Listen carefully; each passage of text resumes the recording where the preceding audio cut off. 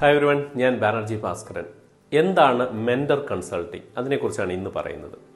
ഒരു ബിസിനസ്സുകാരനെ സംബന്ധിച്ച് business consulting ഫേമുമായി ചേർന്ന് പോകുവാൻ അല്ലെങ്കിൽ അവരെ ഹയർ ചെയ്യാനുള്ള സാഹചര്യമോ സമയമോ ഇല്ല എന്നുണ്ടെങ്കിൽ അങ്ങനെയുള്ളവർക്ക് ആലോചിക്കാവുന്ന ഒരു മേഖലയാണ് മെൻറ്റർ കൺസൾട്ടിംഗ് എന്നുള്ളത്. മെൻറ്റർ കൺസൾട്ടിങ്ങിൽ ആ കൺസൾട്ടൻറ്റ് നിങ്ങളുമായി ഡയറക്റ്റായിട്ട് ബന്ധപ്പെട്ട് നിങ്ങൾക്കുള്ള ഗൈഡൻസ്, നിങ്ങൾക്കുള്ള long time, medium time, short time goals achieve ചെയ്യാനായിട്ട് നിങ്ങളെ ഹെൽപ്പ് ചെയ്യുന്നു.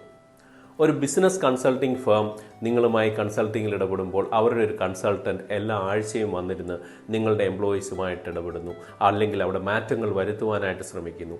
പക്ഷേ അങ്ങനെയുള്ള സംഗതികളൊന്നും മെൻറ്റർ കൺസൾട്ടിങ്ങിൽ നടക്കുകയില്ല. മറിച്ച് ഒരു ബിസിനസ് ഓണറുമായിട്ടുള്ള 1-to-1 മീറ്റിംഗ്സ് ആണ് അവിടെ നടക്കുന്നത്. മെൻറ്റർ കൺസൾട്ടിംഗ് എന്ന് പറഞ്ഞാൽ ഒരു ലോങ് ടൈം എൻഗേജ്മെൻ്റ് ആണ്.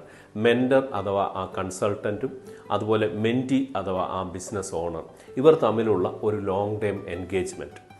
അപ്പോൾ നിങ്ങൾക്ക് ഒരു ബിസിനസ് കൺസൾട്ടിംഗ് ഫേമുമായി ചേർന്ന് പോകുവാനുള്ള സമയമോ സാമ്പത്തികമോ സാഹചര്യമോ ഇല്ല എന്നുണ്ടെങ്കിൽ തീർച്ചയായും നിങ്ങൾക്ക് മെൻറ്റർ കൺസൾട്ടിംഗ് കൺസിഡർ ചെയ്യാവുന്നതാണ്.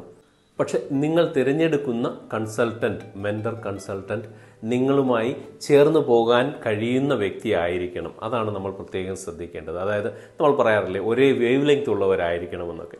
അപ്പോൾ അങ്ങനെയുള്ള ഒരു കൺസൾട്ടൻറ്റിനെ മെൻറ്ററായി നിങ്ങൾക്ക് ലഭിക്കുകയാണെങ്കിൽ നിങ്ങളുടെ ബിസിനസ്സിൽ അത് വളരെയേറെ പ്രയോജനം ചെയ്യുക തന്നെ ചെയ്യും. If you are looking to find out a mentor consultant, you can reach us for more details. Thank you so much, Banerjee Bhaskaran.